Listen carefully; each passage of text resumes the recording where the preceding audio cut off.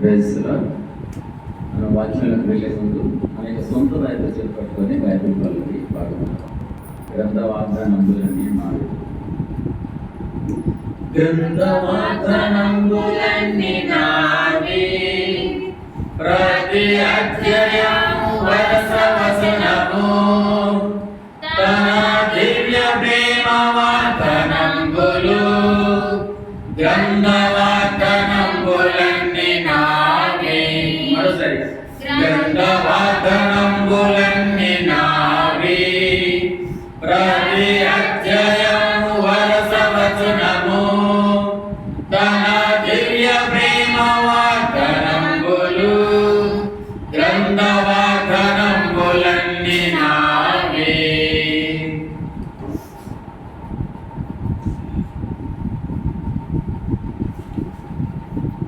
చక్కగా ఆరాధన వర్తనంతో పాటు అందరూ కూడా మరి దేవుని మహిమపరిచిన అందరం ఆరాధించాం.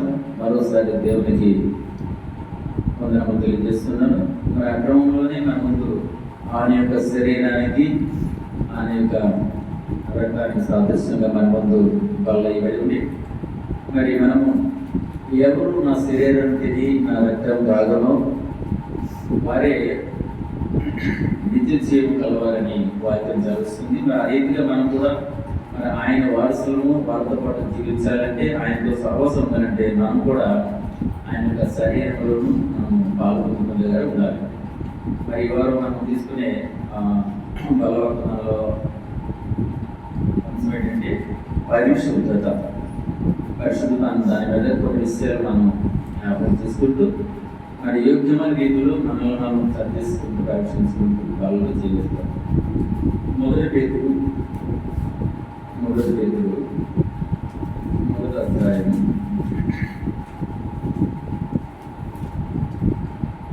మొదటి 14 నుండి 16 వరకు. నేను పరిశుద్ధుడనై ఉన్నాను కనుక మీరును పరిశుద్ధులై ఉండుడని వ్రాయబడి ఉన్నది. కాగా మీరు విధేయులకు పిల్లలై మీ పూర్వపు అజ్ఞాన దశలో మీకుండిన ఆశలను అనుసరించి ప్రవర్తింపగా మిమ్మును పిలిచిన వాడు పరిశుద్ధుడై ఉన్న ప్రకారము మీరును సమస్త ప్రవర్తన యందు పరిశుద్ధులై యుండుడి. నేను పరిశుద్ధుడనై ఉన్నాను కనుక మీరును పరిశుద్ధులై ఉండుడని వ్రాయబడి ఉన్నది. మరి ప్రభు సహాయం కొరకు చిన్న ప్రార్థన. ప్రేమ నమ్మకం గల ప్రియ పరలోకపు తండ్రి, మీ ఘనమైన శ్రేష్టమైన నామమును బట్టి స్తుతించి ఆరాధించి ప్రార్థిస్తున్నాను ప్రభా. మరి ఆరాధన అందరూ నడిపించారు. అదేవిధంగా నాయన మరి మీ శరీరానికి సాదృశ్యమైన ఆ బలం కూడా ప్రభా మేము కాకపో మీరు సహాయపడుతున్నందుకు అయితే ప్రభా మరి యోగ్యమైన రీతిలో ప్రభా మరి ఆ బల్ల ఎందుకు ఇవ్వబడేది ప్రభా, దాన్ని ఈ విధంగా మేము స్వీకరించాలో ప్రభా, మరి మా యొక్క లోపాలు అంటే మా యొక్క అవిధేయతను మాకు చూపిస్తూ ప్రభా వాటిని మేము విడిచిపెట్టి సరి చేసుకునే జ్ఞానం కలువ చేయమని ప్రార్థన చేస్తాం. మరి ముఖ్యంగా మరి నిలబడే మీ దాసు జ్ఞాపకం చేస్తాం ప్రభా. ఇప్పుడు మా యొక్క సొంత ఆలోచనలు కాక ప్రభా మరి దైవ చిత్తానుసారమైన ప్రభా మీ యొక్క పరిశుద్ధాత్మ ద్వారా మమ్మల్ని ప్రేరేపించబడి తండ్రి మరి మీ చిత్తాన్ని మేము గమనించి పాటించి ప్రభా మీ మహిమార్థమే మేము మాట్లాడటంలో సహాయం చేయమని మా ప్రభువు రక్షకుడు మా కొరకు రానయ్యున్న యేసుక్రీస్తు నామములో వేడుకుంటూ ప్రార్థిస్తున్నాను మా తండ్రి. ఆమేన్.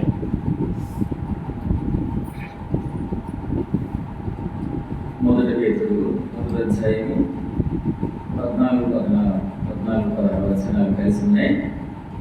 నేను పరిశుద్ధుడనై ఉన్నాను కనుక మీరు పరిశుద్ధులై ఉండుడి.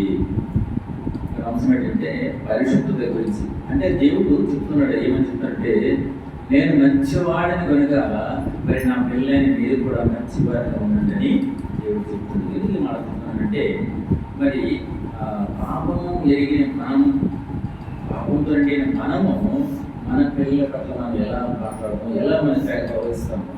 మనం పాపం అయినప్పటికీ, మన చెడవారం అయినప్పటికీ మన పిల్లలు చెడిపోకూడదని, పడిపోకూడదని, వారు బాగుపడాలి, జీవితంలో ఉన్నతమైన స్థానంలో ఉండాలని పిల్లల పట్ల ఎంతో శ్రద్ధ కలిగి మనము వారి యొక్క స్థితిగతులను గమనిస్తూ వారిని సరిచేయటానికి మనం ఇష్టపడతాం. అంటే పాపంలో ఉన్న మనమే మన పిల్లల పట్ల అంత జాగ్రత్త కలిగి ఉన్నప్పుడు మరి ఏ పాపం ఎరగని దేవాది దేవుడు, పరిశుద్ధుడు, అటువంటి దేవుడు, మరి ఆయన పిల్లల్ని ఎలా అట్లా అవుతామంటే ఎప్పుడైతే ఆయన యొక్క రక్తముతో, అంటే పాప క్షమాపణతోనే ఇదివరకు చీకటి ఉన్న మనం వెలుగులోకి వచ్చి వెలుగు సంబంధిగా ఆయన బిడ్డలుగా అంగీకరిస్తూ మరి ఆ పాప సంబంధమైన ఆ యొక్క జీవితాన్ని విడిచిపెట్టి మరో మనసు అనుభవం చేత పరిశుద్ధమైన ఆయన యొక్క రక్తం చేత మనం కలగబడి ఆయన బిడ్డలుగా మనము ఆయన స్థానాన్ని సంపాదించాం. అందుకే ఆయన అంటున్నారు, మీరు మిమ్మల్ని నా సొంత రక్తమిచ్చి నేను సంపాదించుకున్న బిడ్డలే మీరు. కాబట్టి మీరు చెడిపోవటం, పడిపోవటం, పాడైపోవటం నాకు ఇష్టం లేదు. మిమ్మల్ని ఉన్నతమైన స్థితిలో మిమ్మల్ని త్వరగా రాని అంటే ఏ దేవుని పిల్లలు అన్న రీతిలో మేము వచ్చాలని నేను ఆశపడుతున్నాను, ఆలోచిస్తున్నాను. అందుకే మాట చెప్తున్నాను, నేను మంచివాడిని కాబట్టి నా బిడ్డలని మీరందరూ కూడా మంచివాడిగా ఉండాలనేది నా ఉద్దేశం, నా కోరికని దేవుడు చూస్తున్నాడు అన్నమాట. అయితే ముందుగా మనము పరిశుద్ధత గురించి మనం చూస్తున్నాం. పరిశుద్ధత గురించి కొన్ని విషయాలు మనం చూస్తున్నాం. మొదటికి నిర్గమకాండం 25వ అధ్యాయము.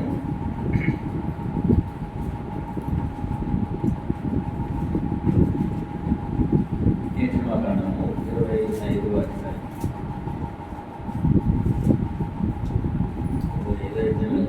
8వ వచనం చూస్తున్నాం.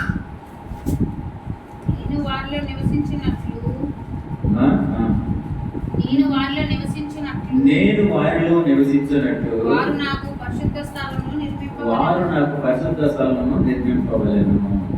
సార్ అంటే ఇక్కడ ఏం చూస్తుందంటే, నేను ఫస్ట్ ఏమంటే నేను పరిశుద్ధుడును, అంటే నేను మంచివాడిని కాబట్టి మీరు కూడా నా పిల్లలు మీరు కూడా మంచివాళ్ళుగా ఉన్నారు. ఇంకా ఇక్కడేమన్నారు అంటే, నేను వాళ్ళు నివసించినట్లు నాకు అంటే నేను పరిశుద్ధులను, నా బిడ్డలైన వారు మీరు పరిశుద్ధులు. అయితే నేను మీలో ఉండాలనుకుంటున్నాను, నేను మీలో ఒకరిగా ఉండాలనుకుంటున్నాను, మీలోనే ఉండాలనుకుంటున్నాను, మీతోనే ఉండాలనుకుంటున్నాను. నా స్థలం కావాలి, చూపిస్తానని దేవుడు అడుగుతున్నాను. అంటే అదేంటే మనలో దేవుడికి పరిశుద్ధ స్థలం కావాలంటే ఆయన ఉద్దేశమైంది. ఏమంటున్నాడు, మీరు నాకు స్థలం కావాలంటే అంటే అర్థమేంటి, ఆ పరిశుద్ధమైన దేవుడు మనతో ఉండాలంటే, మనలో ఉండాలంటే పరిశుద్ధంగా ఉండాలన్నమాట. అది పరిశుద్ధం అంటే ఏంటి, మనలో దేవుడికి పరిశుద్ధ స్థలం కావాలని ఆయన కోరుతూ వస్తున్నాడు అన్నమాట. అయితే మనలో ఆయన నివసించడం ఇష్టపడుతున్నామా లేదా మనం ఆలోచించడం ఇష్టపడుతున్నాం. అయితే ఏ విధంగా నేను ఆయన కనపరిచేవారిగా మనం ఉండాలని, ఆయన మహిమపరిచేవారిగా ఉండాలని ఆరాధన వర్తమానం పెట్టు మనం ఆయన ఆరాధించాం. అని అర్థం ఏంటి, నీకంటే గొప్పవాడు అయినప్పుడు లేదు, మరి నువ్వు అద్వితీయుడు అంటే ద్వితీయుడు లేడు. నీ యొక్క గొప్ప అంటే ఆ కృపను బట్టి మీరు చూపించి ఆ యొక్క ప్రేమను బట్టి మిమ్మల్ని వర్ణించకుండా ఉండలేము, మిమ్మల్ని ఆరాధించకుండా ఉండలేము, మిమ్మల్ని కనపరచకుండా ఉండలేము. అంటే మనం ఆరాధన అందరేమో ఆయన ఆరాధిస్తూ వచ్చాం. మరి అదే విధంగా మరి ఆయన ఏమిటంటే నేను మీ మధ్యలో ఉండాలనుకుంటున్నాను. చూడండి చదువుతున్నా, నేను వారిలో నివసించినట్లు వారు నాకు పరిశుద్ధ స్థలం నిర్మించుకోలేను. అంటే ఆయన మనతో రావడానికి ఇష్టపడుతున్నాడు, మనలో ఉండడానికి ఇష్టపడుతున్నాడు, మనతో సహవాసం చేయడానికి ఇష్టపడుతున్నాడు. ఓ మాట చెప్పాలంటే, మనకు దేవుడు అవసరమా, దేవునికి మనం అవసరమా? ఆలోచన చేస్తే మనకు దేవుడు అవసరం, మన దేవుడికి అవసరం లేదు. అయినా సరే మనల్ని ప్రేమించడానికి, మమ్మల్ని ఆదరించడానికి ఆయన ఇష్టపడుతూ ఉన్నాడు. మరి ఏ విధంగా ఆయన మనం చూపిస్తామంటే, దేవుడు మన శరీరంలో కొన్ని అవయవాలు పెట్టించుకున్నాడు. ఎక్కడ ఏ చోట్ల వస్తాం, ఈ చేతుల్లో దేవుని మనం ఉంచుకుంటామా, లేకపోతే ఈ కళ్ళలో ఆయన దాచుకుంటామా, లేదా ఈ నోట్లో మనం ఈ పెదాలు ఆయన దాచుకుంటామా, ఈ గుండెలు ఈ మనసులు దాచుకుంటాం. ఎక్కడ ఆయన మనం చూపిస్తాం చెప్పండి, ఎలా ఇవ్వగలుగుతాం మనం? మనం ఇవ్వాలంటే మనం పరిశుద్ధంగా ఉండాలి, మన మాటలు పరిశుద్ధంగా ఉండాలి, మన చూపు పరిశుద్ధంగా ఉండాలి, మన విడికి పరిశుద్ధంగా ఉండాలి, మన ఆలోచన పరిశుద్ధంగా ఉండాలి, మన నడకలు పరిశుద్ధంగా ఉండాలి, మన చేసే ప్రతి పని కూడా పరిశుద్ధంగా ఉండాలి. అప్పుడే దేవుడు మనతో ఉండడానికి ఇష్టపడతాడు. అందరూ క్రైస్తవులు కాదు, అందరూ క్రైస్తవులు కాదు. ఎవరైతే ఆ క్రీస్తు యొక్క స్వభావాన్ని కలిగి ఆయన పోలికలు ఆయన కనపరిచేవాడిగా జీవిస్తారో వారి క్రైస్తవులు. చాలా మంది ద్వేషిస్తున్నారంటే కారణం ఇదే. కాబట్టి ఆయన ఏమంటే నేను మీతో ఉంటాను, నాకు పరిశుద్ధ స్థలం కావాలని అడుగుతున్నాను. ఎక్కడ వస్తాం? ఆయన ఏ స్థానంలో వస్తాం? మనతో ఉంచగలమా? ఈ నోటితోనే పోకిరి మాటలు, అసభ్యకరమైన మాట్లాడి అదే నోటితో మనం దేవుని ఎలా స్థితించగలుగుతాము? అదే నోటితో దేవుని ఎలా మనం కనపరచగలుగుతాం? అదే నోటి ఎలా మనం దేవుని ఆరాధించగలుగుతాము? అందుకే ఆయన ఒక సందర్భం నీ నోటిని కాచుకోమని చెప్తున్నాడు. సందర్భం నీ నోటిని కాచుకోమంటే అదుపులో పెట్టుకున్న నోటిని. మనం ఏది మాట్లాడి ఎక్కువ మాట్లాడుతున్నా మీకు స్వతంత్రం ఉంది అనే విషయం, కానీ కొన్ని మీరు చేయాలి. మీరు కొన్ని చేయదగిన దాన్ని మీరు చేయకూడదు. కాబట్టి ఆ దేవుడు మనకి ఇచ్చినట్టుగా ఆయన పోలికలు మనకి నిర్మించాడు. అంటే మనం ఎవరి పోలిక అయినాము ఆయన పోలికలో ఉన్నా కానీ ఆయన గుణాలు మనకు రాలేదు. ఇప్పుడు కొంతమంది అంటారు నీ కొడుకు అచ్చని ఇలాగే ఉన్నాడు అంటాడు. నిజమే, నా కొడుకు నాకే ఉన్నాడు, కానీ నా యొక్క స్వభావం ఆయనకి రాలేదు, నా గుణం ఆయనకు రాలేదు. దేవుడు కూడా అదే కోరుకుంటాడు, మీరు నా పోలికలు మిమ్మల్ని నిర్మించనే, మరి నా గుణం ఏది, నా స్వభావం మీలో ఏది? మిమ్మల్ని చూసే కదా మరి అనేక మంది ప్రజలు నన్ను ద్వేషిస్తున్నారు. బిడ్డలు తప్పు చేస్తే ఎవరంటారు? వీళ్ళు తల్లిదండ్రులు అంటారు, ఇలాంటి పిల్లల్ని అన్నారు అంటారు. ఆ బిడ్డలు బట్టి తల్లిదండ్రులు అవమానం కలుగుతుంది. కాబట్టి ఇక్కడ దేవుడు కూడా ఆలోచిస్తున్నాడు, మిమ్మల్ని బట్టే కదా నేను అన్ని జనాలు అవమానం అయిపోతున్నాను. మరి ఎప్పుడైతే మీరు నన్ను కనపరుస్తారో మిమ్మల్ని బట్టి వారు కూడా నన్ను గౌరవిస్తారు, కనపరుస్తారు. కాబట్టి ఆయనకి మన స్థానంలో మనతో పాటు ఆయన రావడం ఇష్టపడుతున్న మనం ఆహ్వానిస్తూ మనం ఎలా ఉండాలంటే మనం చేసేది, చూసేది, మాట్లాడే మన ఆలోచన, మన వేరే ప్రతి కూడా ఆయనకి ఇష్టకరంగా ఉండాలి. ఆయనకి వ్యతిరేకంగా ఆయనకి ఇష్టకరంగా ఉండాలి. ఆయన మనల్ని గుర్తించేవాడిగా ఉండాలి. ముఖ్యమంత్రి చంద్రబాబు నాయుడు గారంటే అందరికీ తెలుసు, చిన్న పిల్లలు అందరూ చెప్తారు మన ముఖ్యమంత్రి ఎవరంటే చంద్రబాబు నాయుడు గారే చెప్తారు. కానీ ఆయన తెలియాలి, అలా నా చోట వెంకటరావు నాకు తెలుసు, అలా చోట్ల అప్పారావు నాకు తెలుసు, ఆయన చెప్పాలి. అది దేవుడు అది కోరుకుంటుంది అనమాట. నన్ను మీరు అందరూ ఎదుగుతున్నారు, నిజమే, మిమ్మల్ని ఎదగలేకపోతున్నానే, మేము ఎదగలేని స్థితిలో ఉన్నానే, ఎందుకు మీరు అలా చేయలేకపోతున్నారు? ఎందుకు మీరు అలా చేయలేకపోతున్నారు?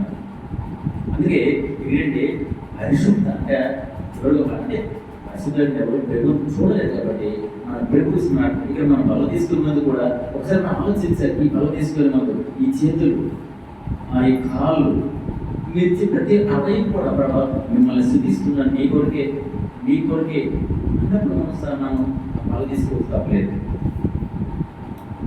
ఇది మొదటి అంటే పరిశుద్ధ గురించి మనము అంటే మనము దేవునికి ఈ పరిశుద్ధ స్థలం కావాలని మొదటి దేవుడు కోరుకుంటున్నాడు. రెండు మనం చూసుకున్నట్లయితే నిర్గమకాండము 35వ అధ్యాయము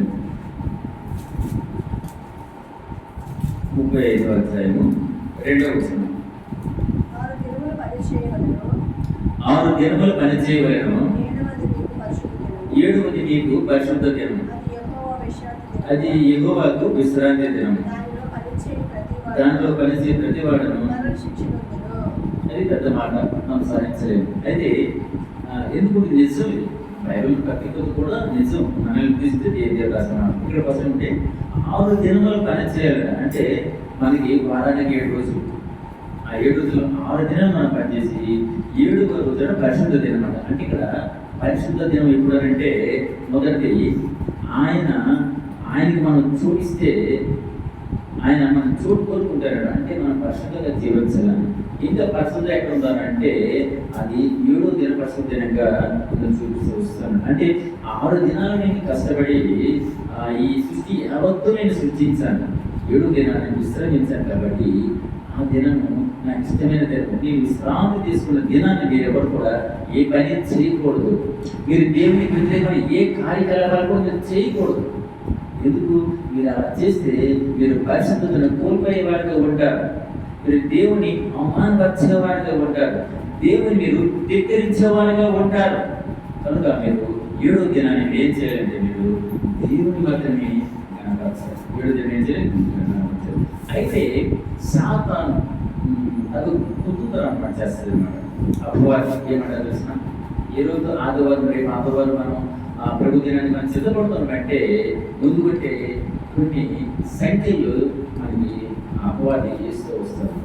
లేదంటే ఆదివారం అంటే మనల్ని బంధించడానికి ఇష్టపడతారు అన్యుల ద్వారా, లేకపోతే దేవునికి ఇష్టం లేని కార్యాల ద్వారా, లేకపోతే మనం వినకూడని ఒక చెడు వార్తల ద్వారా, లేదంటే లోకరీతంగా జరుపుకున్న అశుభకరమైన పండుగల ద్వారా మనల్ని ఆటంకపరుస్తుంది. అంటే మనం మందిరానికి వెళ్ళకుండా, దేవుని ఆరాధించకుండా కేవలము లోకాన్ని ఆరాధించేలాగా అపవాది మనల్ని ఏం చేస్తారంటే అడ్డుపడుతుంటుంది. కాబట్టి ఇక్కడ అపవాది యేసు ప్రభువును శోధిస్తున్నట్టు నువ్వు నా కాళ్ళ మీద పడినట్లయితే ఈ సృష్టి యావత్తు సర్వం కూడా నేను అప్పగిస్తానని చెప్పేసి అన్నప్పుడు ఆ యేసు ప్రభు చెప్పిన మాట చాలా అద్భుతమైన మాట.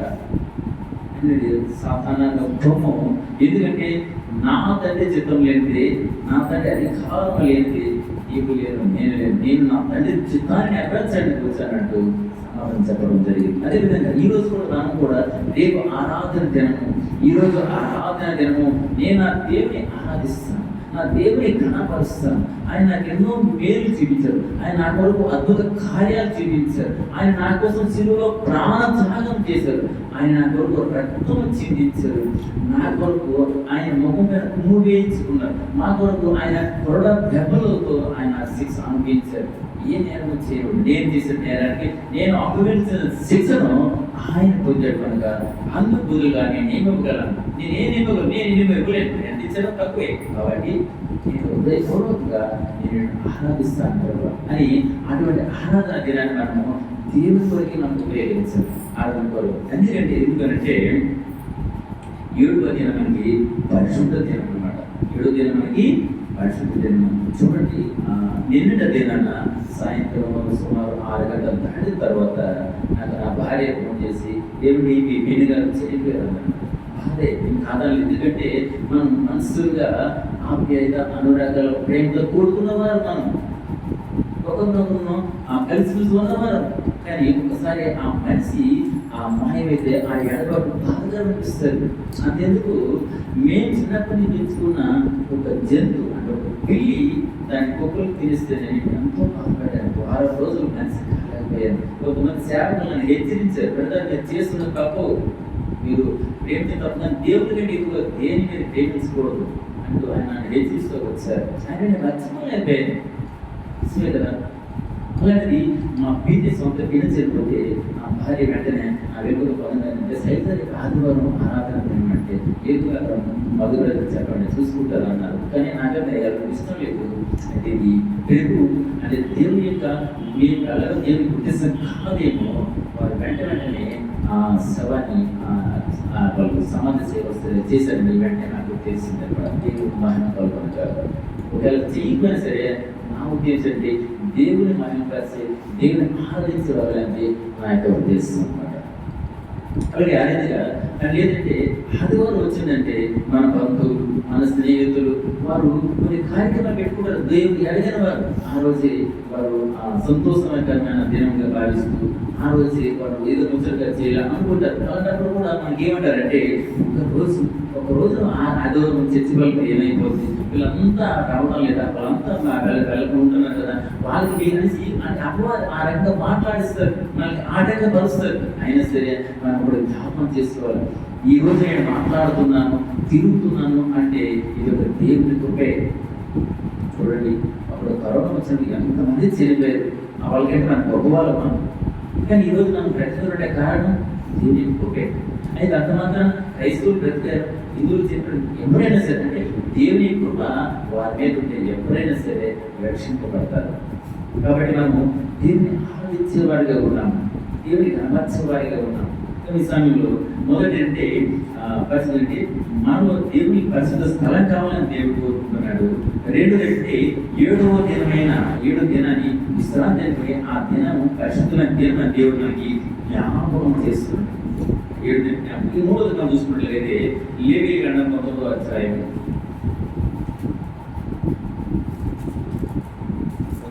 2వ వచనం. మీరు పరిశుద్ధులై ఉండవలెను. మీరు పరిశుద్ధులై ఉండవలెను. మీ దేవుడైన యెహోవానగు నేను మీ దేవుడనైన యెహోవానగు నేను అని ఉన్నాను. పరిశుద్ధుడై ఉన్నాను. ఎక్కడ పరిశుద్ధత పరిశుద్ధ అంటే మీరు పరిశుద్ధులై ఉండండి. ముందు చెప్తారు మీరు మంచి వాళ్ళు, నేను పరిశుద్ధుడు కనుక మీరు పరిశుద్ధులై ఉండండి. మీరు పరిశుద్ధులై ఉండండి. మీ దేవుడైన నేను కూడా పరిశుద్ధుడనై ఉన్నాను. అంటే ఇది దేవుడి యొక్క ఆజ్ఞ. దేవుడు చెప్తున్నాడు. ఇప్పుడే మిమ్మల్ని ఏంటి అసలు నేను ఎంత మంచివాడు లేదు కొన్నాడు. అదే మీ నాన్న ఎంత మంచివాడు, మీ అమ్మ ఎంత మంచిది, మీ తల్లి ఎంత మంచివాడు, మీరెందుకు ఇలాగా మీరు వారికి అవమానకరంగా జీవిస్తున్నారు, ఎందుకు నాకు తింగర వేసేస్తుంది చెప్పేసి పిల్లలను పెట్టుకోవడం కదా వాళ్ళు మాట్లాడడం చూస్తున్నాం. అదే విధంగా మన పిల్లల విషయం మనం కూడా ఎందుకు అసలు నీకు ఇలాంటి వాడిని కన్నా అసలు నువ్వు దేవుడి పట్ల విశ్వాసాన్ని ఉండాలని, లేదా దేవుని గురించి అనేకలుగా నువ్వు సాదృశ్యంగా ఉండాలని చెప్పి ఎంతో అలారంగా పెంచుకుంటున్నాను తెలుసానే. ఈ రోజు నువ్వు దేవునికి వ్యతిరేకమైన కార్యకలాపాలు, దేవునికి అవమానకరంగా నువ్వు జీవిస్తున్నావే, అది ఎంత బాధ. తల్లిదండ్రులుగా మేము బాధపడకపోవచ్చు, దాన్ని సహించవచ్చు, కానీ దేవుడు ఎంత బాధపడతాడు. దేవుని అవమానించేవాడిగా ఉంటున్నావు అంటే దేవుని నామాన్ని నువ్వు ధ్యానం చేసేవాడిగా ఉంటున్నావు. ఒకసారి మనం గమనించాలి. అందుకే దేవుడు ఏంటంటే ఎంతో ఆజ్ఞ ఇస్తున్నాడు అన్నమాట. దేవుడు ఇస్తున్నాడంటే నేను పరిశుద్ధులై ఉన్నాను కాబట్టి మీరు కూడా పరిశుద్ధులు ఉండండి. అంటే మీరు పరిశుద్ధులై ఉండవాలి. ఏంటంటే ఉన్నాను, మీరు పరిశుద్ధంగా ఉండండి, నేను కూడా పరిశుద్ధులై ఉన్నాను. అంటే దేవుడి యొక్క ఆజ్ఞలు. అంటే ఆజ్ఞ అనగానే ఆయన మాట వినడం. ఆజ్ఞ అంటే ఆయన మాట వినడం. అయితే నిజంగా చెప్పండి, మనం ఎంతమంది దేవుని మాట వింటున్నాము? ఎంతమంది దేవుని మాట వింటారు, లేక వింటున్నట్టు నటిస్తున్నామా? దేవుని మాట వింటున్నట్టుగా నటిస్తున్నాం. మనం ఒకసారి ఆలోచన తీసుకున్నాం.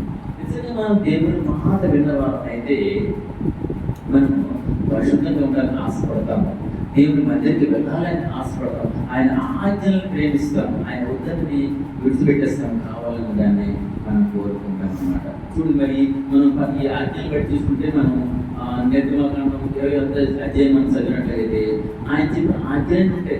ఆజ్ఞలు మనం ఒకసారి ఆ గ్రంథం మనం నిర్గమకాండం 20వ అధ్యాయం మనం చూసినట్లయితే ఆయన ఆజ్ఞలు ఉంటాయి అన్నమాట. ఆజ్ఞ అతిక్రమం పాపం. పాపాన్ని ఏంటి? ఆయన మాట వినకూడదే పాపం. ఆయన మాట వినకుండా వ్యతిరేకంగా జీవించడమే పాపం. కాబట్టి అటువంటి ఆలోచన లేక ఆనందం నా ఫలాన్ని దృష్టిలో తీసుకుంటూ ఇదిగో ఈరోజు నేను పరిశుద్ధంగా ఉంటాను, నేను ఆయన ఆజ్ఞలకు కైకుంటాను, ఆయన ఆజ్ఞని ప్రేమిస్తాను, ఆయనని ప్రేమిస్తాను. అంతేకాదు కానీ ఆయన విశ్రాంతి దినాన్ని ఎన్నడూ కూడా నేను విడిచిపెట్టాను. ఆయన విశ్రాంతి దినాన్ని నేను ప్రేమిస్తాను. ఆయనకి ఇష్టమైనది నాకు ఇష్టమే, ఆయన కోరుకునేది నేను చేస్తాను. తీర్మానకారిగా ఉండాలన్నమాట. ఇది 3వది. ఇక 4వది మనం చూసుకున్నట్లయితే రోమీయులకు రాసిన పత్రిక 6వ అధ్యాయం 22వ వచనం. అయినను ఇప్పుడు పాపము నుండి విమోచింపబడి దేవునికి దాసులైనందున పరిశుద్ధత కలుగుటయే మీకు ఫలము, దాని అంతము నిత్య జీవము. ఇక్కడ మనం తీసుకోవాల్సిన సబ్జెక్ట్ అంటే పరిశుద్ధత కలుగుటయే మనకు ఫలము, దాని అంతం ఏంటంటే నిత్య జీవం. ఎందుకంటే పరిశుద్ధత లేకుండా ఎవరు కూడా పెరుగుని చూడలేరు. మరి ఈ మతం తెలియక చాలా మంది తమను తామే మోసపుచ్చుకుంటున్నారు. అంటే ఈ మతం అంటే ఏంటి? మతము మీరు పరిశుద్ధత కలిగి ఉండండి, అది మీకు ఫలమిస్తుంది, దాని అంతమే మీకు నిత్య జీవము. ఈ మతం చాలా మందికి తెలియక భయం ఉంటుంటే లేదు మేము పరిశుద్ధము అని చెప్పుకుంటూ వారికి వారే అంటే మోసపుచ్చుకుంటున్నారు. చూడండి, మొదటి యోహాను 1వ అధ్యాయము ఈ విధంగా మనం మోసపుచ్చుకుంటాం. చూడండి, 1వ అధ్యాయము 8వ వచనం. మనము పాపము లేని వారని చెప్పుకుని మనల్ని మనమే మోసపుచ్చుకుందాము, మరియు మనలో సత్యం ఉండదు. ఏముంటుందంటే నేను చాలా భక్తి చేస్తున్నాను, మరి నాకంటే మించినవాడు ఎవరు భక్తి చేయటం లేదు, నేను ఇన్ని రకాలు చేస్తాను. ఒక భక్తి అసలు నా భక్తి పోలిస్తే ఎవరు కూడా పనికిరాదు అని అనుకుంటున్నాం భక్తి. కానీ భక్తి మంచిదే, కానీ ఆ భక్తులు ఏముండాలంట? భయం ఉండాలి. ఆ భయం లేని వ్యక్తి అసలు భక్తి ఏం కావాలి? అసలు భక్తిగా ఉండాలి, భయం ఉండాలి. నా దేవుడు చూస్తున్నాడు, నా దేవుడు ఆజ్ఞిస్తున్నాడు, ఆజ్ఞను పాటించాలి, ఆ దేవుడి చిత్రంలో ఉండాలని ఆ భయం మనలో ఉండాలి. చాలా మంది భక్తులు చేస్తున్నారు. అయితే మన భక్తి అనేది తెలిసిన అంటే అనుకుంటున్న గొప్ప అంటే ఎలాంటి భక్తి అంటే నిన్న బ్రదర్తో మాట్లాడాను. నేను నెమ్మదిగా మాట్లాడుతుంటే ఆ బ్రదరు కాస్త కోపంగా మాట్లాడుతున్నారు. ఎందుకంటే బ్రదర్ మంచివాడే కానీ కాకపోతే కొంచెం భక్తికి వెయ్యి ఒక రకం కాదు రకరకాల పూజలు చేస్తూ మంచిగా ఆయన కాదని నేను అడిగాను. బ్రదర్, ఎన్ని సంవత్సరాలు అవుతుంది మీరు భక్తి కొనసాగాలంటే? 15 సంవత్సరాలు అవుతుందని చెప్పారు. మరి 15 సంవత్సరాల్లో ఏమైనా మీరు మార్పు ఉందా అంటే ఆ మార్పు అన్న ఈ దేని కోసం చేస్తామంటే ఆయన అర్థం ప్రశ్నించారు. మన భోజనం దేనికి చేస్తామని అడిగారు నాకు. అదేంటి వచ్చిన భోజనం అవసరం కారణాలు లేదు, దానికి సంబంధం ఏంటి? మనము భక్తి చేస్తామంటే మన జీవితంలో మార్పు ఉండాలి, మనల్ని చూసి దేవుడు సంతోషపడాలి. మీరు బట్టే నాన్న బ్రదర్ మీలో మార్పు లేదన్నా. ఇప్పుడు మీలో కొన్ని చూడవాళ్ళు దేవుడి ఇష్టాన్ని కనబడదని హెచ్చరిసరికి ఆయనకి కోపడుతుంది. అప్పుడు వెంటనే మీరు క్రైస్తవులు అన్నట్టు ఆయన భావించారు. ఈ పక్కన పెట్టండి, క్రైస్తవులు అయితే పక్కన పెట్టండి. కానీ మనం దేవుడిని ఆరాధిస్తున్నామంటే దేవుడికి విధేయమే, దేవుడికి భయపడి ఆయన పిల్లలుగా ఆయన గౌరవించడానికి ఉండాలి. మనల్ని బట్టి మనల్ని బట్టి దేవుడిని గౌరవించాలి, కానీ మనల్ని బట్టి దేవుడిని అవమానపరచుకోదు. అటువంటి జీవితం అనేక వాళ్ళు. కానీ ఇక్కడ చాలా మంది భక్తి చేస్తారు. అది భక్తి కాదు. మనలో మారు మనసు లేకపోతే మనం ఎంత భక్తి చేసినా అది వృధా, దానిలో ఏం ప్రయోజనం లేదు. సమయం వృధా అయిపోతుంది, డబ్బులు వృధా అయిపోతున్నాయి. సంతోషంగా భార్యతో గడపవలసిన మనము ఏకాగ్రంగా బట్టితనాన్ని అనుభవించవలసి వస్తుంది. ఇన్ని చేస్తున్నావు, మరి పాపాన్ని విడిచిపెట్టి లేని వాడిగా ఉంటున్నావు, మానవ సురక్షణ అనుభవం లేని వాడిగా ఉంటున్నావు. అడిగితే భక్తి అంటాం. అది భక్తి ఎలా అవుతుంది? భక్తి అంటే నాకు భయం ఉండాలి, నా దేవుడు చూస్తున్నాడు, భయం. ఆ భయం లేని ఆ భక్తి అలా చేస్తుంది. అయితే చూడండి, మొదటి అంటే మన భక్తి ఎలాంటిది అనుకుంటారు చాలా మంది. నేను భక్తి చేస్తున్నట్టు నా భక్తి ఎలాంటిదో కూడా ఒకసారి చూడండి. మొదటి 11 అధ్యాయము, మొదటి 11 అధ్యాయము 31వ వచనం. అయితే మనమే విమర్శించుకుని ఎడల తీర్పు పొందకపోదుము. అంటే చాలా మంది అనుకుంటారంటే నేను భక్తి పనులు చేస్తాను, అసలు నేను గొప్పటి చేయాలి అనుకుంటున్నాను. కానీ ఇక్కడ ఏంటంటే మనకు అవకాశం ఇచ్చినట్టే మనల్ని మనమే విమర్శించుకుని ఎడల తీర్పు పొందకూడదు. అంటే విమర్శించుకోవడం ఏంటి? నువ్వు ఎవరినో విమర్శించడం కాదు, ఎవరు వైపు వేరే చూపించడం కాదు, కానీ నీ వైపు చూసుకుని నేను ఎలా ఉన్నాను, దేవునికి అనుకూలంగా ఉన్నానా, దేవుని చిత్తాన్ని నెరవేరుస్తున్నానా, లేదు దేవుని నేను గాయపరుస్తున్నానో ఆలోచించేయాలి. మనల్ని మనం విమర్శించుకోవాలి. నువ్వు అలా దేవునికి ఇష్టమైన కార్యం ఉంటే దాన్ని విడిచిపెట్టడం అయితే సరిచేసుకోవాలి. మనము సరిచేసుకొని ఆయన అంటే ఆయన మనం విమర్శించుకోవాలని చెప్తారు అన్నమాట. ఇంకా మన వ్యక్తి ఎలా ఉందంటే మనం చూసుకుంటాం. మా వ్యక్తి ఎలా ఉంటుంది? ఈజీగా గ్రంథం 64 మా వ్యక్తి ఎలా ఉంటుంది? గ్రంథం 64 6వ వచనం. మేమందరము పవిత్రుల వంటి వారమైతిమి, మా నీతి క్రియలన్నీ మురికి గుట్ట వలెనాయెను. మేమందరము ఆకువలె వాడిపోతుంది, గాలివాన కొట్టుకొని పోవునట్లుగా మా దోషములు మమ్మను కొట్టుకొని పోయెను. మేమందరము అపవిత్రమైన వాడని అంటే మేమందరం కూడా చెడిపోయిన వాడము, మాకు ఏమాత్రం కొంచెం కూడా పవిత్రత లేదు. ఇంకా మా నీతి క్రియలన్నీ మురికి గుడ్డవలే నాయను. మేమందరము ఆకువలే వాడితోని గాలివాన కొట్టుకొని పోనట్లుగా మా దోషములు మమ్మల్ని కొట్టుకొని పోయాను. అంటే ఇక్కడ నొక్కుల అంటే నేనే భక్తి చేస్తున్నాను అనుకో, అది మూర్ఖత్వం. అంటే మనల్ని మనం మోసం చేసుకోవడం అవుతుంది. భక్తి అనేది అది దేవుని దృష్టికి అంగీకారంగా ఉండాలి, దేవుని కనపరిచేవాడిగా ఉండాలి. దేవుని ఏది ఇష్టం లేదో అటువంటి వాటిని మన జీవితాల నుండి విడిచిపెట్టాలి. ఒకవేళ నువ్వు భక్తిని కొనసాగించేవాడివి, నీకేదైనా దేవునికి ఇష్టమైన ఏదైనా చెడు అలవాటు ఉంటే దాన్ని విడిచిపెట్టేవాడిగా ఉండాలి. మరి ఇన్ని సంవత్సరాలు భక్తి చేసి నీ పాత జీవితాన్ని విడిచిపెట్టకపోతే, నీకున్న పాత అలవాట్లను నువ్వు తప్పించుకోలేకపోతే ఆ భక్తికి ఏమైనా అర్థం ఉందా? అదంతే గడ్డనే కదా. దానికి మనల్ని మనము విమర్శించుకోవాలా. ఎవరో మనం విమర్శించిన అవసరం లేదు, మనల్ని మనం విమర్శించుకోవాలా. ఇన్ని సంవత్సరాలుగా భక్తి సాధిస్తున్నాను, నాలో ఏం మార్పు వచ్చింది, నేను ఏం మారాను అని మనం విమర్శించుకోవాలి. ఎందుకంటే మన భక్తి మురికి చూడండి, మన భక్తి ఎలాంటి మురికి కుట్టబలైన మన భక్తి మురికి కుట్టంటే ఎవరు ఇష్టపడతామా? ఇప్పుడు మనం ఉతికిన బట్ట మంచి బట్ట ఉంటే దాన్ని తీసుకుని జాగ్రత్త పెట్టుకుంటాం.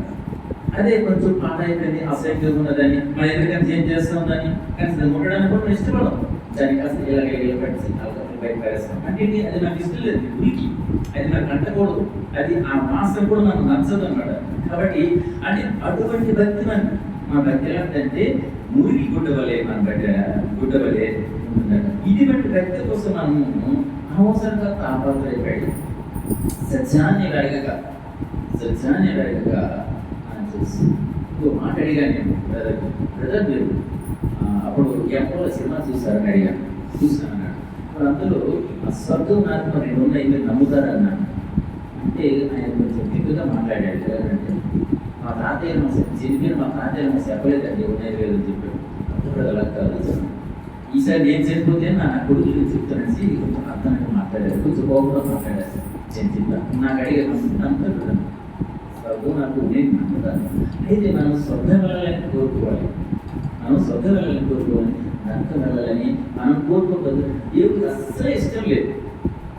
ఆయన నాకు మాట్లాడే ఛాన్స్ లేదు. కాస్త మాట్లాడితే చాలా సీరియస్ చెప్తే నేను సరైనగా వచ్చేసాను అది. అంటే ఎందుకు మాట్లాడుతానంటే చాలా మంది తెలియక భక్తులు చేస్తారు, ఆ భక్తికి అర్థం ఉండదు. ఇంకో మాట చెప్పాలంటే వాళ్ళు మనకంటే చాలా మంచివారండి. నేను ఆ విషయంలో వెళ్ళమంటారా? ఆ భక్తులు ఉదయాన్నే 3 గంటలకు లేస్తారు, 4 గంటలకు లేస్తారు, 5 క్లాస్ ఎప్పుడు లేస్తారు, లేచి ముందు వారి దేవుని ఆరాధించి పూజించుకున్న తర్వాతనే అప్పుడు ఇంటి పనుల్లో పడతారు. ఈ విషయంలో మాత్రం మన క్రైస్తవుల కంటే వాళ్ళు చాలా బెటర్. మనమైతే తెల్లవారు 6 గంటల వరకు కూడా పడుకోలేడానికి ఇష్టపడము. ఎందుకంటే మన దేవుని అంతా పడుకున్నావు, ఈ హృదయాన్ని వెలికి వచ్చిందండి. ఈ దేవుని కృప ఆయన ఆయుష్ను బట్టి ఎంతమంది అంటే ఆ నిద్రలో చనిపోవడం లేదు. మనం అసలు ఆలోచించండి, దేవుడు ఒక రాత్రంతా మనతో తోడుగా ఉండిన గురించి, అంటే మన క్షేమంగా మన మంచి నిద్రనిచ్చాడు, తిరిగి నేర్పునే మన భాగ్యం మనం కల్పించుకుని ఏం చేయాలి? దేవునికి కృతజ్ఞతలు చెల్లించాలి, ఆయన ఆరాధించాలి, ధనపరచాలి. ఇంకా నీకు ఏమైనా అవసరం ఉంటే దేవుని అడుక్కోవాలి. ప్రభా మరి నేను పాపంలో ఉన్నా, లేకపోతే నా పరిస్థితి ప్రభావ నన్ను మార్చండి. మనం దేవుని ప్రాధేయపడాలి, దేవుని వేడుకోవాలి, దేవుని హత్తుకోవాలన్నాడు. ఇది నిజమైన వ్యక్తి, అంతే తప్ప కానీ నిర్లక్ష్యం ఉండకూడదు. అలాగే చూడండి, చాలా మంది కూడా నేను వింటున్నాను, మీకు ఆరోగ్యాలు అది ఐశ్వర్యాలు అని చెప్తూ వస్తుంటారు. ఆరోగ్యం ఉంటే, ఐశ్వర్యం ఉంటే ఈ లోకమానికి సంతోషమేమో నేను కాదనను, అవసరమే. కానీ ఈ ఆరోగ్యము, ఈ ఐశ్వర్యం ఎన్నో పరలోకం తీసుకెళ్ళవు.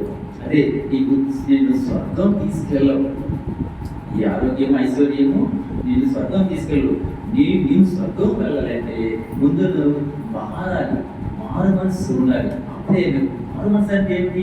ఇప్పుడున్న పాప జీవితాన్ని విడిచిపెట్టి నూతనంగా కొత్తగా ఒక శిశువు తన గర్భంలో నుంచి బయటికి వస్తే ఎలా ఉంటాడో మనం అటువంటి రూపం దాల్చిన వారిగా మనం ఉండాలి. అప్పుడే దేవుడు మనల్ని ఇష్టపడేవాడిగా ఉంటాడు అన్నమాట. కాబట్టి మనం గమనించాలి, ఇక్కడ డబ్బు, ఆరోగ్యము ఇవి కేవలం ఈ లోక సంబంధమైనవి, ఈ లోకంలో ఉన్నంత వరకు. కానీ రేపు మనం చనిపోయిన తర్వాత మన గురి ఏంటంటే పరలోకం.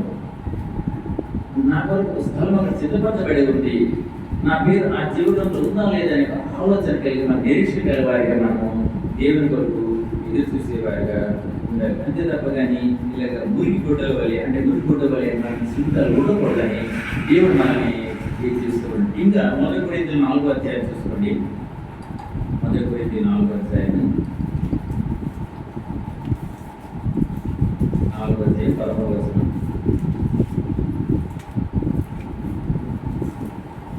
ఇంకెలాంటి వరకు చూడతారు 4వ అధ్యాయం సూచింపబడి బతిమాలుకొనుచున్నాము లోకమునకు మురికిగాను అందరికీ పెంటగాను ఇప్పటి వరకు ఎంచబడి ఉన్నాము. చూసారా, ముందు మురికి గుడ్డ లాంటి వాళ్ళు అట మన వ్యక్తి మొదటిది. ఇంకా అంటే మనం ఈ లోకంలో మురికిగా ఉన్నాము, అంటే ఎవరు ఇష్టపడని మురికిగా ఉన్నాము, అందరికీ పెంటగాను ఇప్పటి వరకు ఎంచబడి ఉన్నాము. మరి ఎంత మంచి వాళ్ళు, ఎంత బుద్ధమంతులమైనప్పటికీ ఎదుటి వారికి మనం అనుకూలంగా లేకపోతే, వారికి ఉపయోగకరంగా మనం లేకపోతే, వారి మాట మనం వినకపోతే మనము పెంట కింద సమానం ఈ లోకంలో మనుషులు దృష్టి కదా. మనకి ఎంత చెడ్డవాళ్ళమైనప్పటికీ, మనకి దేవుని భయం లేకపోయినప్పుడు, వారికి అనుకూలంగా ఉంటే మనంత మంచివాడు, మనంత గొప్పవాడు ఎవరు లేదన్నట్టుగా చెప్తూ వస్తున్నారు. అంటే మన భక్తులకు ఉంటారు. ఇంకేమంటే భక్తులకు ఉంటారంటే మనము ఈ లోకం మనకి అనుకున్నప్పుడు మురికిగాను అందరికీ పెంటగాను ఇప్పటివరకు మనము ఎంచబడి ఉన్నామన్నమాట.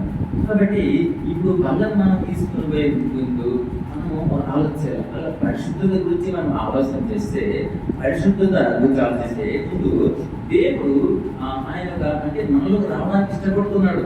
ఆయన పరిశుద్ధుడు. నేను పరిశుద్ధుడు కాబట్టి మీరు పరిశుద్ధంగా ఉండమని చెప్తున్నాడు. నేను మంచివాడు కాబట్టి మీరు మంచిగా ఉండని చెప్తాడు. ఆయన మన ఇంట్లోకి మనలో మన హృదయంలో వస్తానని ఆయన కోరుతున్నప్పుడు మనం ఏం చేయాలి? ఆయన ఆహ్వానించాలి. ఆయన ఎప్పుడైతే నువ్వు ఆహ్వానిస్తావో అప్పుడు నీలో ఉన్నది నువ్వు కాదు, క్రీస్తే. నీలో ఉన్నది నువ్వు కాదు, క్రీస్తే. అప్పుడు ఎలాంటి కార్యాలు జరుగుతాయంటే, నువ్వు నీ మాటల్లోనూ, నీ చూపులోనూ, నీ ఆలోచనలో నువ్వు చేసే ప్రతి పనిలో కూడా దేవుని కనపరిచేవాడిగా ఉంటావు, దేవుని జ్ఞాపకం చేసేవాడిగా ఉంటావు. ఎప్పుడు నువ్వు పరిశుభ్రంగా ఉన్నప్పుడు. అందుకే నిజంగా నువ్వు పరిశుభ్రంగా అయితే నువ్వు ఆయనకి ఇష్టమైన ఆ 7వ దినము విశ్రాంతి దినాన్ని నువ్వు ఆచరిస్తావు. ఆ దినాన్ని దేవుని నువ్వు కనపరుస్తావు. ఇంకా దేవుని ఆజ్ఞలను కైకుంటావు. ఆయన ఆజ్ఞలు ఏంటని చెప్పి ఒకసారి మనం నిర్గమకాండం ఇంటికి వెళ్ళి నిర్గమకాండం 20 అధ్యాయం చదువుకోండి. ఆయన ఆజ్ఞలని ఆయన కూడా ఉన్నాయి. ఇంకేమిటంటే రక్షింపబడిన వారు మనము రక్షింపబడిన వారు అంటే అర్థం ఏంటంటే మనము దేవుని యొక్క భక్తిని ఎరిగిన వారు, ఆయన యొక్క రక్తంతో కనబడిన వారు, ఆయన ఇష్టమైన ప్రియులుగా పుత్రులుగా ఉన్నవారు మనము. కానీ మన భక్తిని పాడు చేసుకోండి.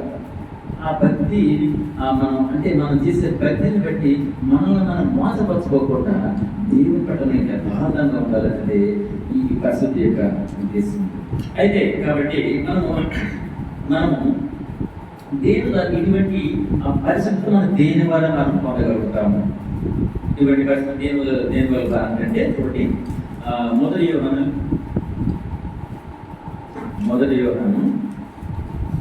1వ అధ్యాయము 7వ వచనం. అంటే ఈ పరిశుద్ధ ఎలాగ దేని ద్వారా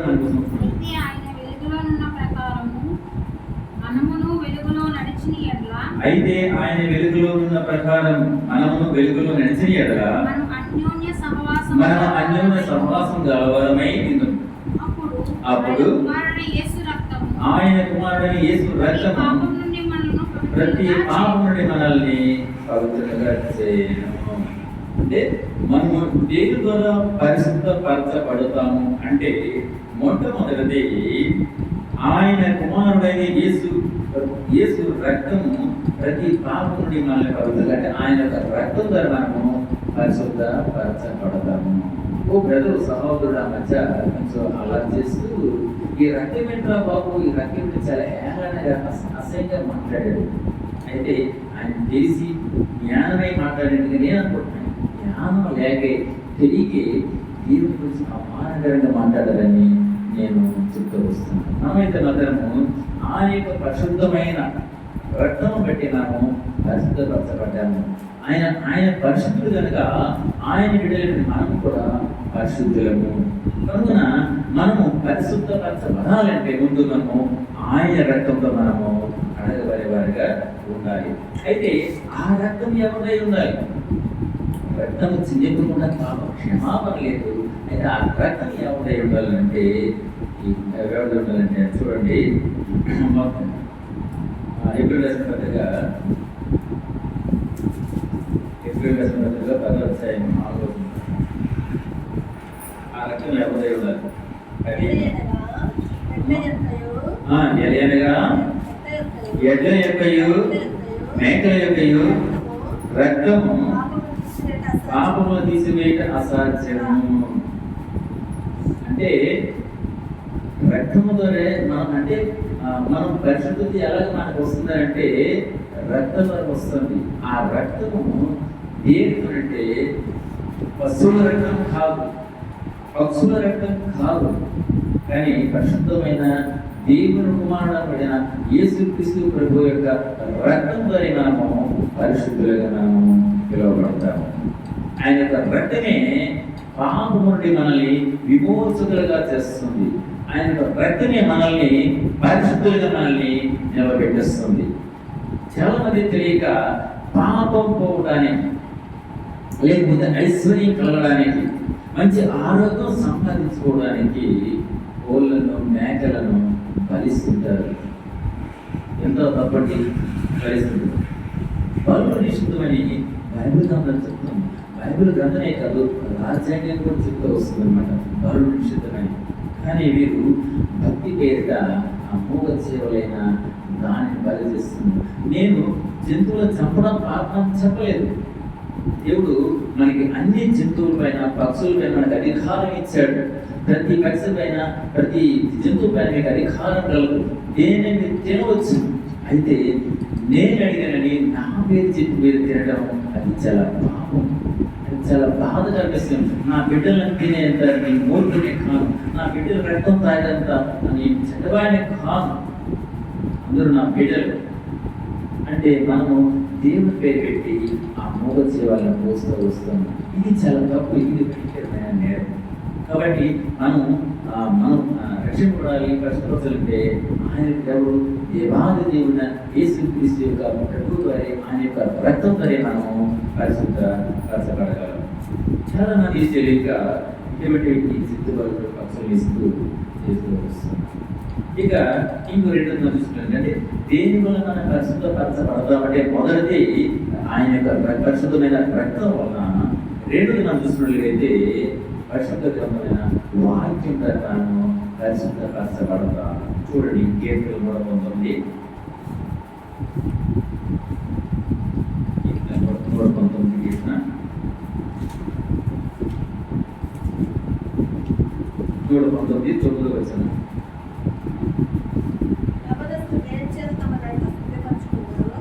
తన నడత శుద్ధిపరచుకుందరు, నీ వాక్యం బట్టి దాని జాగ్రత్త చూసుకుని చేతనే కదా. అంటే ఇక్కడ ఏంటంటే నడత, తమ నడత శుద్ధిపరచుకుందరు దేని బట్టి అంటే దేవుని యొక్క వాక్యం బట్టి. ఈరోజు చాలా మంది తెలియక పొరపాటు చేస్తున్న కారణం ఏంటంటే బైబిల్ చదవక, దాని సారాంశం ఏంటో తెలియక దాన్ని ఇలా మూత పెట్టుకుంటూ మన ఆలోచనకు తోచినది, ఎవరో చెప్పినది, ఎక్కడో చూసినవి ఫాలో అవుతూ మన యొక్క జీవితాలను మనం నాశనం చేసుకుంటున్నాం. కానీ పరిశుద్ధంగా ఉన్న బైబిల్ మనం తెలుసుకున్నట్లయితే మనకి అవసరమైనవి, మనకి మనం శుద్ధిపరచబడాలంటే ఈ వాక్యం చదవాలి. మనం పరిశుద్ధపరచబడాలంటే ఆయన యొక్క రక్తం చేత కడపడాలంటే సత్యం మనం ఎప్పుడు ఎదుగుదామంటే ఆయన యొక్క బైబిల్ మనము చదివినప్పుడే మనకి ఈ విషయం మనకు తెలుస్తుంది. ఈ విధంగా చూసుకుంటే 119 కీర్తనలు అన్నీ కూడా వాక్యం గురించి మనకి హెచ్చరిస్తూ వస్తుంది. ఇందులో చూడండి 101 కీర్తన 119 101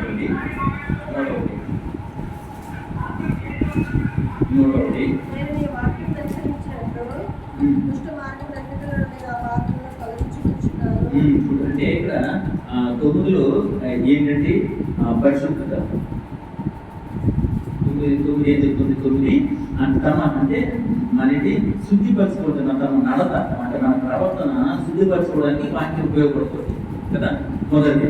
రెండోది ఇక్కడంటే దుష్ట మార్గం అంటే ఏమైనా చెడతోలు పడకుండా మనం చేయకోకుండా ఈ మన పాదాలను అంటే మనల్ని చక్రమైన స్థితులు నడిపించడానికి ఈ వాక్యం మనకి ఉపయోగపడుతుంది. ఇంకా 105 చూడండి, 105 ఇక్కడ ఈ వాక్యం నాకు ఎందుకు ఉపయోగపడుతుందంటే మనకు వెలుగై ఉందన్నమాట. వెలుగు మరి వెలుగుకు అర్థం అంటడానికి చదువు మాట అంటే వెలుగు అంటే పరిశుద్ధత. వెలుగు అంటే పరిశుద్ధత. సాధారణంగా మనం చీకట్లో ఉండడానికి ఇష్టపడతామా? ఇష్టపడము. మరి ఎందుకు ఇష్టపడమంటే చీకట్లో అన్ని చెడు కార్యాలు జరుగుతాయి. చీకట్లో దేవుడికి ఇష్టం లేని పనులు జరుగుతాయి కాబట్టి చీకటిని మనం ఇష్టపడము.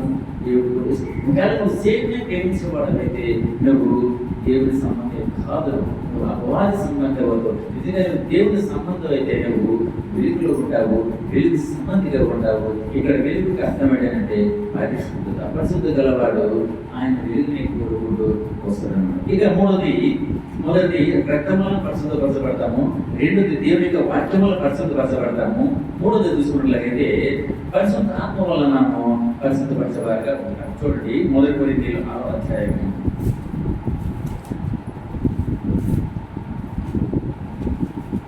1 కొరింథీయుల 6వ అధ్యాయము 11వ వచనం.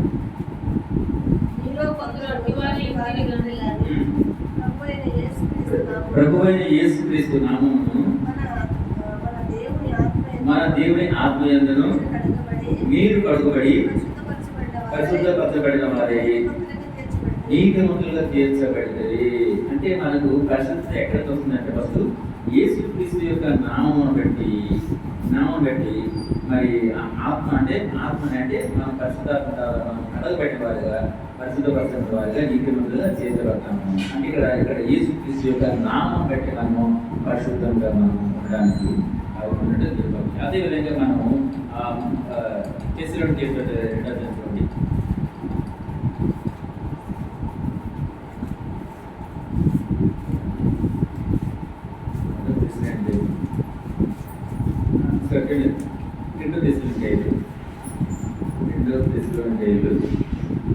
2వ అధ్యాయం 11వ వచనం. ప్రభువు వలన ప్రేమపడిన సహోదరులారా, ఆత్మ మిమ్మల్ని పరిశుద్ధపరచబడుతుంది. మీరు సత్యము నమ్మడం వలన రక్షణ పొందిన దేవుడు ఆయన మిమ్మల్ని ఏర్పరచుకున్నాము. అంటే ఇక్కడ ఏంటి? ఆత్మ ద్వారా అంటే పరిశుద్ధ ఆత్మ ద్వారా దేవుడు పరిశుద్ధపరచబడకు కారణం ఇస్తుందన్నమాట. ఇక్కడ 1 కొరింథీయులలో చూడండి, ఒకసారి బ్యాంక్ 1 కొరింథీయులు 6:11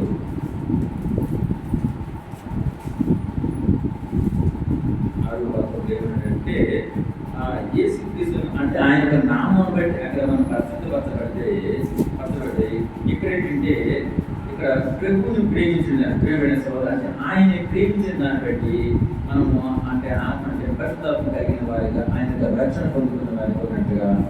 అదేవిధంగా మొదటి పేతురు 3వ అధ్యాయం చూసినట్లయితే 3వ అధ్యాయం 2వ వచనం. 1 పేతురు 1వ అధ్యాయం 2వ వచనం. ఆత్మ అనే పరిశుద్ధత పొందిన వారే యేసుక్రీస్తు రక్తం వలన వృషభ గడ్డలను ఏర్పరచబడిన వారికి అనగా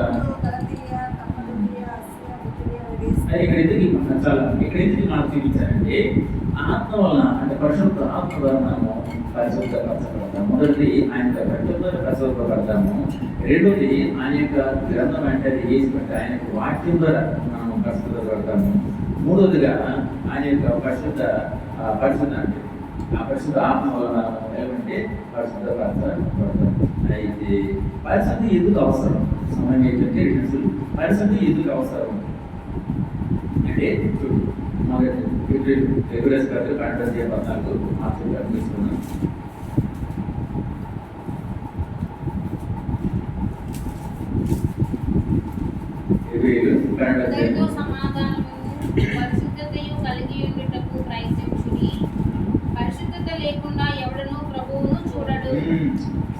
పరిశుద్ధత లేకుండా ఎవడను ప్రభువును చూడడు. అసలు పరిశుద్ధత మనకి ఎందుకు అవసరం అంటే మనం దేవునితో సహవాసం కలిగి ఆయన పిల్లలుగా గుర్తిరిగి ఆయన రాజ్యాన్ని మనం స్వతంత్రించుకోవాలంటే మనకి ఏం కావాలంట? పరిశుద్ధత కావాలి. ఈ ఊరు నుంచి ఊరికి వెళ్ళాలంటే మనకి టికెట్ ఎలా అవసరమో మనం పరలోకాన్ని చేరుకోవాలంటే మనకి ఏం అవసరం అంటే పరిశుద్ధత అవసరం. ఆయన సహవాసంలో మనం ఉండాలంటే పరిశుద్ధత చాలా అవసరం. కాబట్టి 1 కొరింథీయులు 11:2 ప్రకారం 1 కొరింథీయులు 11:2 ప్రకారం కాబట్టి ప్రతి మనుషుడు తను తాను పరీక్షించుకోవలను, అలాగ చేసి ఆ రొట్టెని ఆ పాత్రలో నుండి త్రాగవలెను. కాబట్టి ఇప్పుడు చూడు సుమారుగా 45 నిమిషాలతో పెట్టాము. పరిశుద్ధత గురించి, అసలు పరిశుద్ధత గురించి మనం తెలుసుకున్నాం. ఆయన ఎక్కడ పరిశుద్ధత అంటే మనలో ఉండడానికి ఆయన ఇష్టపడ్డాడు. తర్వాత ఏంటంటే ఆయన ఇష్టమైన 7వ దినం విశ్రాంతి దినాన్ని అది పరిశుభ్ర దినం, ఆ దినాన్ని ఆరాధించమని ఆయన కలిసి ఇంకా ఆయన ఆజ్ఞించాడు, నేను పరిశుద్ధుడు కాబట్టి మీరు పరిశుద్ధంగా ఉండండి అని చెప్పాడు. అంతేకాదు కానీ మనందరం రక్షింపబడే వారిగా, ఆయన పిల్లలుగా భక్తిని భయంతో మనం కొనసాగించాలని ఆయన హెచ్చరిస్తూ వచ్చాడు. ఇది అయితే మనం ఏ విధంగా మనం పరిశుద్ధపరచబడతామంటే, మొదటి యేసుక్రీస్తు ప్రభు యొక్క రక్తంలో పరిశుద్ధపరచబడతాము. రెండోది ఆయన యొక్క వాక్యం ద్వారా, మూడోది అంటే ఆయన యొక్క పరిశుద్ధాత్మ ద్వారా మనం పరిశుద్ధపరచబడతామని మనం వింటూ వచ్చాం. అయితే చివరిగా అసలు పరిస్థితి ఎందుకు అవసరం అంటే, ఆయనతో నివాసం చేయటకు, ఆయనతో సహవాసంలో ఉండేటకు, ఆయన చూసి ఎందుకంటే పరిస్థితులు లేకుండా ఎవరు కూడా ఆయన్ని చూడరు. కాబట్టి ప్రతి మనుషుడు తను తాను పరీక్షించుకోవాలను. ఏం పరీక్షించుకోవాలా? నేను ఎక్కడైనా ఆ పరిశుద్ధతను కోల్పోయానా, పరిశుద్ధ లేని జీవితాన్ని అనుభవిస్తున్నానా, లేదా దేవునికి వ్యతిరేకమైన జీవిస్తున్నానా, దాన్ని మనం పరిశీలన చేసుకోవాలి, మనం సరిచేసుకోవాలి, విమర్శించుకోవాలి. అలాగే పరీక్షించుకొని అలాగ చేసి ఆ రొట్టెని ఆ పాత్రలో నుండి తాగగలగాలి. దేవుడి వాక్యాన్ని దేవుడు